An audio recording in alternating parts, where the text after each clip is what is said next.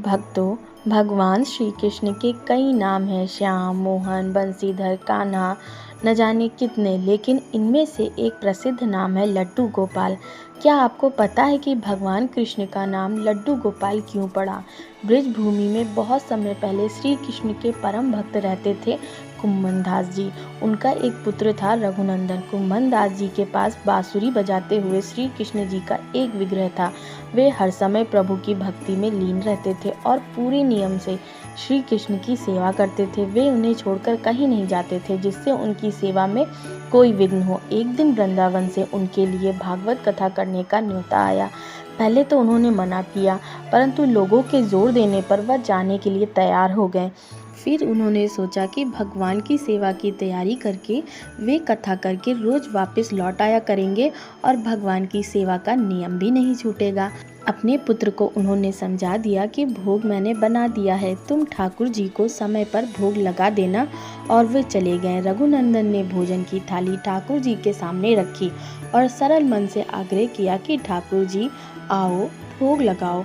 उसके बाल मन में यह छवि थी कि वे आकर अपने हाथों से भोजन करेंगे जैसे हम खाते हैं। उसने बार बार आग्रह किया, लेकिन भोजन तो वैसे ही रखा था। अब वह उदास हो गया और रोते हुए पुकारा कि ठाकुर जी आओ, भोग लगाओ। ठाकुर जी ने बालक का रूप धारण किया और भोजन करने बैठ गए। रघुनंदन भी बहुत प्रसन्न हो गया। रात को कुम्भनदास जी लौट कर आए। फिर उन्होंने पूछा कि भोग लगाया था बेटा? तो रघुनंदन ने कहा हाँ। उन्होंने प्रसाद मांगा तो पुत्र ने कहा ठाकुर जी ने सारा भोजन खा लिया। उन्होंने सोचा बच्चे को भूख लगी होगी तो उसने ही खुद खा लिया होगा।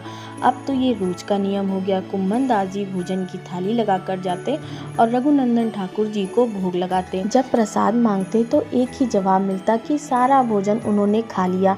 कुम्भनदास जी को अब लगने लगा कि पुत्र झूठ बोलने लगा है, लेकिन क्यों? उन्होंने उस दिन लड्डू बनाकर थाली में सजा दिए और छुपकर देखने लगे कि बच्चा क्या करता है। रघुनंदन ने रोज की तरह ही ठाकुर जी को पुकारा तो ठाकुर जी बालक के रूप में प्रकट होकर लड्डू खाने लगे। यह देखकर कुम्भनदास जी दौड़ते हुए आए और प्रभु के चरणों में गिरकर विनती करने लगे। उस समय ठाकुर जी के एक हाथ में लड्डू और दूसरे हाथ का लड्डू मुख में जाने को ही था कि वे उसी समय जड़ हो गए। उसके बाद से उनकी इसी रूप में पूजा की जाती है और वे लड्डू गोपाल कहलाए जाने लगे।